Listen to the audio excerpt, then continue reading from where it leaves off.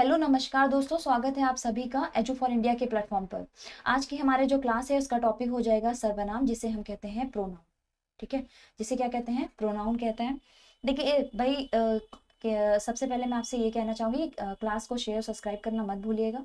ठीक है, और इस क्लास की जो पीडीएफ है यह आपको हमारे टेलीग्राम चैनल पर जो है टेलीग्राम के लिंक पर मिल जाएगी। आपको टेलीग्राम जो लिंक है वो जो डिस्क्रिप्शन फॉर्म है चैनल के लास्ट में, वो आपको लिंक वहां से अवेलेबल हो जाएगा। तो जितना हो सके ज़्यादा से ज़्यादा लोग टेलीग्राम चैनल से जुड़िए, और जितनी भी क्लासेस आपको ये अवेलेबल कराई जाएंगी वीडियो से संबंधित, जो जीएस पोर्शन है और जो हिंदी पोर्शन है। ठीक है, जीएस और हिंदी पोर्शन के जितने भी टॉपिक अब तक आयोग द्वारा पूछे जा चुके हैं वो सबकी आपको पीडीएफ तो मिलेगी ही मिलेगी। ठीक है, उसकी क्लास भी आप जो है जुड़िए, ज़्यादा से ज़्यादा लोगों को जुड़िए।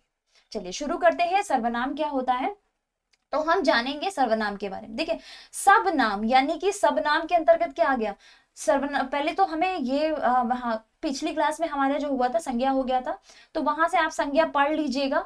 एक छोटे से इंट्रोडक्शन से देख लेते हैं कि व्यक्ति, वस्तु अथवा स्थान के नाम को, ठीक है, नाम को संज्ञा कहते हैं। तो इसीलिए यहाँ पे क्या बोला जा रहा है, नाम। ठीक है, सब नाम के स्थान पर जिस शब्दों का प्रयोग होता है उसे सर्वनाम कहते हैं। देखिए कैसे, जैसे एग्जाम्पल ले लिया कि राम ने खाना खाया। राम ने खाना खाया, राम खाना खाने के बाद खेलेगा। ठीक है, खेलेगा। राम खेलने के बाद सोएगा।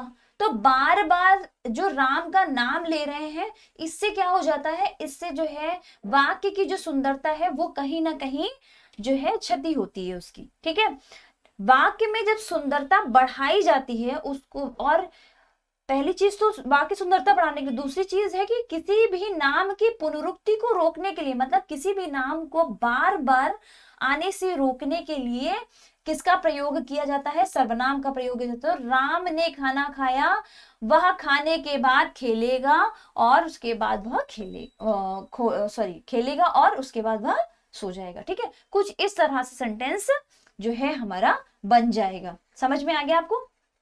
चलिए, अब सर्वनाम के बारे में ये तो सिंपल सा इंट्रोडक्शन था। अब हम जानते हैं इसके भेदों के बारे में कि कितने तरह के इसके भेद होते हैं।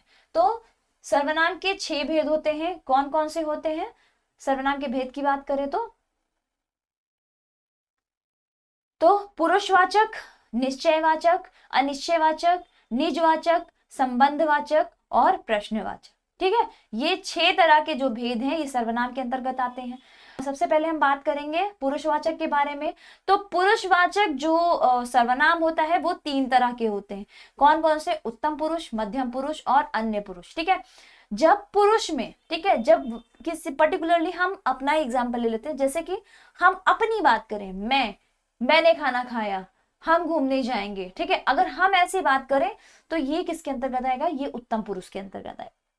लेकिन जब मैं अपने अलावा आपकी बात करूं, ठीक है, मैं अपने अलावा आपके, मतलब मैं बोल रही हूं और आप सुन रहे हो, ठीक है, तो तू, तुम, आप, ठीक है, ये किसके अंतर्गत आएगा, ये मध्यम पुरुष के अंतर्गत। इसके अलावा जब मैंने आपसे कहा कि मैंने जो आपको क्लास दे रही हूं, आप प्लीज किसी और से भी शेयर करिएगा, सब्सक्राइब करिएगा, अगर मैंने ये बात कही, मतलब मैंने आपसे और अपने से हटकर किसी अन्य से बात कहने को कहा है, तो वो क्या हो जाएगा, वो अन्य पुरुष के अंतर्गत आ जाएगा, यह, ये, वे। ठीक है, चलिए आगे अगर हम बात करें निश्चयवाचक, तो निश्चयवाचक मतलब कि निश्चितता का जहां बोध हो, मतलब कि श्योरिटी का जहां पे बोध हो, जहां पे आपको ये लगे कि हाँ डेफिनेटली ये सही है, ये ही चीज है, तो वो क्या होगा, निश्चयवाचक। कैसे कि यह लड़का अच्छा है, मतलब डेफिनेट, मतलब श्योर है, मतलब हमको पूरी तरह से विश्वास है कि जो ये लड़का है ये अच्छा है, मतलब ये लड़का खराब नहीं है, अच्छा ही है। ठीक है, तो ये क्या हो गया, निश्चयवाचक हो गया। अनिश्चयवाचक जिसमें हमें ये ना पता हो कि हमारे पीछे क्या हो रहा है। ठीक है, जिसमें कि कोई आया, हमको पता ही नहीं कौन आया, ठीक है, हमको पता ही नहीं, यहाँ क्वेश्चन उठ रहा है ना, कोई आया, कौन आया, पता नहीं, तो ये किसके अंतर्गत आएगा, या निश्चयवाचक के। निजवाचक के अंतर्गत क्या आएगा, जहां पे देखिए निजवाचक और मध्यम में यही फर्क है। आप की बात जब हम पर्टिकुलरली कह रहे हैं कि आप ये काम करो, ठीक है, तो ये आप हो जाएगा। लेकिन जब हम कहें आप ये काम अपने आप करो, ठीक है, जब हम कहें आप ये काम अपने आप करो, तो वो अपने, वो जो आप आएगा सेकंड वाला आप, अपने आप, ठीक है, वो क्या हो जाएगा, वो निजवाचक के अंतर्गत आ जाएगा। मैं यह काम आप ही कर लूंगा, मतलब यह काम जो है मैं अपने आप, यहाँ अपने नहीं लिखा हुआ है, ठीक है, यहाँ अपने जो है ये जो है नहीं लिखा है, तो ये आप समझ जाइए, सेंटेंस में ऐसे ही लिखा होगा कि मैं यह काम आप ही कर लूंगा, मतलब अपने आप ही कर लूंगा, ठीक। संबंधवाचक में जहां पे संबंध का हो, वह लड़का जो कल आया था, मतलब वह लड़का जिसकी मैं बात कर रही हूँ, वो लड़का जो कल आया था पढ़ने में तेज था, ठीक है। तो यहाँ पे जो हमने जिस लड़के की बात करी है उसका संबंध बताया है कि ये लड़का जो है कल आया था, है ना, जो आज ये लड़का जो दिख रहा है ये कल आया था और ये पढ़ने में तेज है। समझ में आ गया, संबंध मतलब आज जो लड़का मैंने देखा वो कल जो आया लड़का था उससे संबंध दिखाया, लड़का एक ही है लेकिन संबंध दिखाया कि ये जो लड़का है ये कल आया था ना, ये पढ़ने में तेज है, ठीक है, तो ये संबंध हो जाएगा, ठीक है। या फिर किसी और से संबंध भी दिखा सकते हैं कि जैसे कि मेरी मामी का जो लड़का है ना वो पढ़ने में तेज था, इस तरह से भी संबंध दिखा सकते, ठीक है। प्रश्नवाचक में जहां क्वेश्चन दिखे, यहाँ यहाँ कौन है, ठीक है, कौन, कैसे, कहाँ, कब, क्यों, ये इस तरह के जब क्वेश्चन मार्क वाले क्वेश्चन मतलब प्रश्नवाचक जो आपको शब्द मिले तो वहां समझ जाइएगा प्रश्नवाचक सर्वनाम होगा। जो मुझे नहीं जानता, यहाँ कौन है जो मुझे नहीं जानता, ठीक है, तो ये किसके अंतर्गत आएगा, प्रश्नवाचक के अंतर्गत। अब हम सर्वनाम के ही अंतर्गत देखिए, सर्वनाम से ही जोड़कर मैंने, जैसे संज्ञा के अंतर्गत मैंने 3-4 टॉपिक क्लियर करे थे, वैसे ही सर्वनाम के अंतर्गत भी आगे के जितने भी टॉपिक हैं वो हम लोग एक साथ पढ़ लेंगे, ठीक है, फटाफट से। वाच्य क्या होता है, जिसको इंग्लिश में हम वॉइस कहते हैं, ठीक है। वाच्य क्रिया के उस रूपांतरण होते हैं जिसमें कर्ता कर्म भाव के अनुसार क्रिया के परिवर्तन ज्ञात होते हैं, मतलब कि करता हो चाहे कर्म हो रहा हो चाहे आपका जो भाव हो, इसके अनुसार अगर क्रिया बदल रही है आपकी, ठीक है, और इसके अनुसार अगर क्रिया आपकी बदलती हुई दिख रही है तो वो क्या हो जाएगा, वाच्य हो जाएगा। कैसे, एग्जाम्पल देख लेते हैं। रमा पुस्तक पढ़ती है, रमा पुस्तक पढ़ती है और पुस्तक पढ़ी जाती है, ठीक है, यहाँ वाच्य प्रयोग देखिए बदल गया, रमा पुस्तक पढ़ती है तो ये रमा जो है कर्ता हो गई, पुस्तक पढ़ी जाती है तो पुस्तक पे पढ़ने का असर पड़ रहा है तो ये कर्म के अंतर्गत आ गया, समझे आप। फिर से बताती हूँ, रमा पुस्तक पढ़ रही है तो रमा पुस्तक पढ़ रही है, ठीक है, तो रमा काम कर रही है, रमा कर रही है, तो पढ़ने का जो असर है, पढ़ने का जो रिलेट है वो रमा से दिखाया जा रहा है। लेकिन जब आप बोले पुस्तक पढ़ी जाती है, पढ़ी क्या जाती है, पुस्तक पढ़ी जाती है, तो ये रिलेट कर रहा है पुस्तक को, ठीक है, कर्म पर इसका असर पड़ रहा है, तो ये क्या हो जाएगा, कर्मवाच्य में अंतर्गत। चलिए इसके आगे हम पढ़ेंगे तब आपको समझ में आएगा मैं बताने की कोशिश क्या कर रही हूँ, ठीक है। देखिए वाच्य जो होते हैं वो 3 भेद होते हैं, कौन कौन से होते हैं, कर्तवाच्य हो जाता है, कर्मवाच्य हो जाएगा और भाववाच्य हो जाएगा, ठीक है। कर्मवाच्य में जिस वाक्य में क्रिया कर्ता के अनुसार हो, मैंने अभी ऊपर आपको यही समझाने की कोशिश की थी कि जिस वाक्य में क्रिया जो है कर्ता के अनुसार हो, जैसे कि राम पत्र लिखता है तो राम के अनुसार क्रिया हो रही है कि राम पत्र लिख रहा है ना, राम जो है पत्र लिख रहा है तो राम के अनुसार काम हो रहा है, तो यहाँ पे कर्ता आ जाएगा, तो ये क्या हो जाएगा, कर्तवाच्य के। लेकिन जब कर्म के अनुसार कोई क्रिया हो, कैसे कि पत्र लिखा जाता है, लिखा क्या जाता है, पत्र लिखा जाता है, भाई लिखने का असर किस पे आ रहा है, पत्र पर आ रहा है, तो यहाँ पे कर्म के अंतर्गत आ जाएगा, ये पत्र पर इसका असर पड़ रहा है, दिमाग में भर लीजिए, जहां पे असर कर्म पे कर्ता पे आए तो वो कर्त के अंतर्गत, जहां कर्म पे आए वो कर्मवाच्य के अंतर्गत। अब भाववाच्य में, भाववाच्य में तो सीधा सीधा है कि कोई भी ऐसी चीज जो आपके भाव से जुड़ी हो, जैसे कि भाई मैं थक गया, मेरे से बैठा नहीं जा रहा, सॉरी खड़ा नहीं हुआ जा रहा, ठीक है, मेरी कमर में दर्द है, मेरे से बैठा नहीं जा रहा, तो ये क्या है, ये भाववाच्य के अंतर्गत आ जाएगा, ठीक है। देखिए यहाँ पे अगर हम परिभाषा में देख लें कि जिस वाक्य में क्रिया कर्ता और कर्म को छोड़कर भाव के अनुसार चले, जैसे कि उससे बैठा नहीं जाता, अब उसके कोई तकलीफ होगी जिससे वो बैठा नहीं जा रहा उसके, है ना, ये अंडरस्टूड हो जाता है अपने माइंड पर, ठीक है, तो ये किसके अंतर्गत आ जाएगा, ये भाववाच्य के अंतर्गत। चलिए अब हम बात करेंगे काल, काल जिसे हम इंग्लिश में क्या कहते हैं, टेंस, ठीक है, जिसे इंग्लिश में हम क्या कहेंगे, टेंस कहते हैं। तो काल क्रिया के उस रूपांतरण को कहते हैं जिससे क्रिया के व्यापार और उसकी पूर्ण या अपूर्ण अवस्था का बोध होता है। एग्जाम्पल से समझ लेते हैं, ठीक है। भाषा, ये जो है परिभाषा रट लीजिएगा, क्योंकि परिभाषा में होता क्या है कि हिंदी की इतनी टिपिकल लैंग्वेज यूज की जाती है कि समझ में, आधे से ज्यादा पढ़ने से समझ में नहीं आता कि बोल क्या है।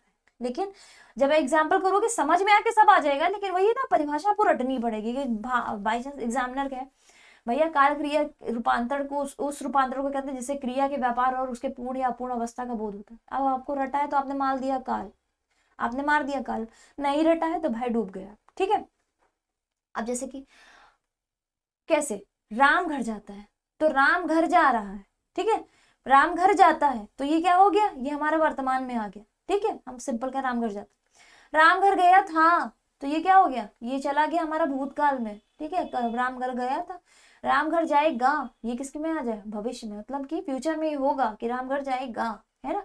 तो यहाँ पे हमें इसकी क्या अवस्था का बोध हो रहा है कि ये अवस्था मतलब कि ये वर्तमान अवस्था है, ये हमारी भूतकाल अवस्था है और ये हमारी भविष्यकाल अवस्था है। ठीक है, तो हमें यहाँ पे अवस्था का बोध हो रहा है। अपूर्ण अपूर्ण अवस्था क्या हो गया कि मतलब कि कोई कार्य पूरा हो रहा है कि नहीं हो रहा है, इस अवस्था का जो बोध हो रहा है उसको पूर्ण बोध कहते हैं। ठीक है, समझ में आ गया। चलिए, काल भेद के अनुसार कितने तरह के होते हैं, ऊपर थोड़ा सा मैंने आपको बताने की कोशिश की थी, अगर आप समझ गए हो। फिर भी डिस्क्रिप्टिव फॉर्म में देखें तो अगर हम आ गए तो 3 प्रकार के होते हैं। कौन कौन से, वर्तमान काल, भूतकाल, भविष्यकाल। ठीक है, वर्तमान काल, भविष्यकाल, भूतकाल और भविष्यकाल। वर्तमान यानी कि प्रेजेंट टेंस, भूतकाल यानी कि पास्ट टेंस, भविष्यकाल यानी कि फ्यूचर टेंस। ठीक है, इंग्लिश में जो टेंस होते हैं उसमें सबके 4 टाइप होते हैं, लेकिन जब आप हिंदी में आ जाते हैं इनके टाइप्स चेंज हो जाते हैं। तो इंग्लिश, अगर जो इंग्लिश मीडियम बच्चा अगर वो हिंदी मीडियम में आके टेंस को पढ़ रहा है तो प्लीज इंग्लिश वाले टेंस को यहाँ फॉलो मत करिएगा। ठीक है, इंग्लिश वाले टेंस को बिल्कुल भी यहाँ फॉलो मत करिए, क्योंकि वहां पे फिर से प्रेजेंट टेंस ही होते, present indefinite, present continuous, present perfect, present perfect continuous, ये चारों पार्ट्स, ये चारों तीनों टेंस में होते हैं। ठीक है, लेकिन यहाँ पर हिंदी में आते ही स्थिति एकदम बदल जाती। हिंदी में स्थिति कैसे बदल जाती है कि भाई जैसे ही वर्तमान में आएंगे तो यहाँ 4 ना होके वर्तमान के कितने भेद हो जाते हैं, 5। पास्ट में आएंगे यानी भूत में आएंगे, यहाँ पे स्थिति चेंज हो जाएगी, यहाँ पे भेद हो जाएंगे 6। भविष्य में आएंगे वैसे ही स्थिति चेंज हो जाएगी, भेद हो जाएंगे 2। ठीक है, तो याद रखिएगा 5 6 2, यानी कि 5 भेद हो गए हमारे वर्तमान में, भूतकाल के हो गए 6 भेद हमारे, भविष्य काल के हो गए 2 भेद हमारे। ठीक है, याद रखिएगा, क्वेश्चन बने हैं यहाँ से। ठीक, जहां से मैं इंपॉर्टेंट कर दूं वो समझ लीजिए, क्वेश्चन बने हैं और बनेंगे, फंसा के बनेंगे। तो बात आ जाती है अब वर्तमान काल से। तो वर्तमान काल के 5 भेद होते हैं, कौन कौन से होते हैं भाई देख लेते हैं। जैसे कि सामान्य वर्तमान की बात हो गई, ठीक है, एकदम सिंपल सा, मैं जाता हूँ, ये सिंपल वर्तमान हो गया, एकदम सामान्य सी बात हो गई, इसमें कोई उलझन वाली चीज नहीं। ठीक है, तो ये सामान्य बात। ठीक है, पूर्ण वर्तमान काल, मोहन ने पढ़ा है, मतलब मोहन जो है उसने पढ़ा है ये पाठ। ठीक है, यहाँ पे पूरी तरह से ये कंप्लीट हो रही है बात हमारी, पूरी तरह से पूर्ण हो रही है कि मोहन ने जो है ये पाठ पढ़ा है। ठीक, तत्कालिक वर्तमान, वह आ रहा है, तत्कालिक मतलब कि चीजें हो रही हैं, होते हुए दिख रही हैं, वह आ रहा है मतलब सामने से वो बंदा जो है आ रहा है, ये है वर्तमान में ही, वो आ रहा है, तो ये क्या है कि तत्कालिक मतलब तुरंत जो चीज हो रही है। ठीक है, तो ये क्या है, तत्कालिक वर्तमान। संदिग्ध मतलब कि राम पढ़ता होगा, हाँ पढ़ता होगा। ठीक है, राम जो है पढ़ता होगा, पता नहीं हमें, लेकिन हाँ राम पढ़ता हो। ठीक, संभाव्य यहाँ पे आ जाएगा, संभाव्य वर्तमान, रमा बाजार गई हो, शायद रमा बाजार गई हो, शायद यहाँ पे आ जाएगा। ठीक है, संभावना जहां पर हो वहां पे संभाव्य वर्तमान हो जाएगा। चलिए, सामान्य भूतकाल, ये 6 प्रकार के होते हैं भूतकाल जो है। सामान्य भूतकाल में अगर हम बात करें तो जैसे कि मोहन गया, मोहन गया, ये सामान्य हो गया। ठीक है, आसन्न भूतकाल, आसन्न मतलब अभी होता हुआ कि राम अभी आया है। ठीक है, अभी लग गया यहाँ पर कि राम अभी आया है। पूर्ण भूतकाल कि उसने पढ़ा था, मतलब उसने ये पाठ जो है पढ़ लिया था, ये पूर्ण हो गया, बात पूरी हो गई। अपूर्ण में कि वह खेल रहा था, मतलब पता नहीं है कि वो खेल चुका कि नहीं खेल चुका, लेकिन हाँ ये पता है कि वो खेल रहा था, क्योंकि यह अपूर्ण के अंतर्गत है। संदिग्ध में आ जाए, संदिग्ध में आ जाएगा कि शायद तुमने देखा होगा। ठीक है, शायद तुमने यह देखा होगा कि ऐसा कुछ हुआ होगा। ठीक है, तो ये संदिग्ध के अंदर। और हेतु हेतु भूतकाल कि वह पढ़ता तो उत्तीर्ण हो जाता, मतलब यहाँ पे हेतु हेतु कि ये किया होता तो ऐसा हो जाता। ठीक है, तो ये हेतु हेतु भूतकाल के अंतर्गत आ जाएगा। ठीक, अब हम आ जाएंगे भविष्य के अंतर्गत। भविष्य दो प्रकार के होते हैं, सामान्य भविष्य काल, जैसे कि राम पुस्तक पढ़ेगा, ठीक है, राम पुस्तक पढ़ेगा, ये सामान्य भविष्य काल। और संभाव्य में जैसे कि संभव है कल राम आए, संभव है कि कल राम आए, ठीक है, तो ये भविष्य के अंतर्गत, यानी कि ये पूर्वानुमान है कि कल शायद जो है आए, लेकिन कंफर्म नहीं है, ठीक है, तो यहाँ पे ये संभाव्य भविष्य काल है। ठीक, चलिए आगे हम क्वेश्चन से कर लेंगे तो हमें ज्यादा अच्छे से समझ में आ जाएगा। ठीक, उसका भाई खेलता है, वाक्य में सर्वनाम है पुरुषवाचक, ठीक है, उसका भाई जो है खेलता है, तो ये पुरुषवाचक सर्वनाम के अंतर्गत आ जाएगा। ठीक, सब कोई सर्वनाम किस प्रकार का उदाहरण है, तो सब कोई जो है ये संयुक्त सर्वनाम के अंतर्गत आएगा। वे भ्रष्टाचार के प्रबल विरोधी थे, में सर्वनाम कौन सा होगा, तो वे अन्य पुरुष के अंतर्गत आ जाएगा, पुरुषवाचक सर्वनाम। ठीक है, जिसको आपने बुलाया था वह विद्यालय गया, तो यहाँ पे संबंध बताया है कि जिसको आपने बुलाया था वह कहाँ गया, वह विद्यालय गया, तो संबंधवाचक सर्वनाम हो जाएगा। आपकी राह सब देख रहे हैं, तो ये निजवाचक हो जाएगा। ठीक है, आपकी राह जो है सब देख रहे हैं, तो ये निजवाचक के अंतर्गत आ जाएगा। हिंदी में कुल कितने सर्वनाम हैं, तो हिंदी में कुल, देखिए हिंदी में भाग की बात नहीं की जा रही है, भागों के आधार पर तो ये भाग डिवाइड हो जाते हैं। ठीक है, कुल कितने सर्वनाम हैं अगर कहें तो 11 होंगे, मैं, तू, आप, यह, वह, जो, सो, कोई, कुछ, कौन, क्या, ये कितने कितने सर्वनाम हो गए, 11 सर्वनाम हो गए। लेकिन अगर प्रकार कहें तो प्रकार में वो कितने तरह के हो जाते हैं, 6 प्रकार। ठीक है, राम खाता होगा, तो खाता होगा ये संदिग्ध वर्तमान है। ठीक है, क्रिया के जिस रूप से क्रिया निष्पादन के समय का ज्ञान हो उसे कहते हैं काल। ये हमने आपको अभी किसमें, परिभाषा में भी बताया था। महेश गीत गा रहा था, अपूर्ण भूत है, मतलब गा रहा था, गा चुका कि नहीं ये नहीं पता। मोहन से बैठा नहीं जाता, तो बैठा नहीं जाता मतलब कि भाववाच्य सर्वनाम हो जाएगा। ठीक है, सॉरी, भाववाच्य वाक्य हो जाएगा। श्याम को पुस्तक पढ़नी है, तो यह किस तरह का वाच्य है, ये कर्मवाच्य है। किसको पुस्तक पढ़नी है, श्याम को पढ़नी है। ठीक है, तो क्या पढ़नी है, पुस्तक पढ़नी है। ठीक है, तो ये कर्मवाच्य के अंतर्गत आ जाएगा। राम से पत्र लिखे गए, तो ये भी कर्मवाच्य के अंतर्गत।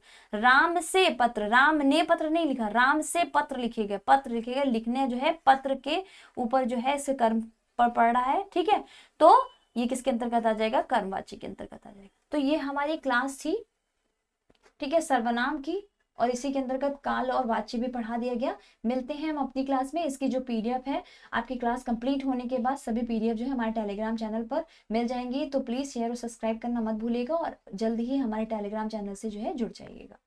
धन्यवाद, मिलते हैं अगली क्लास में।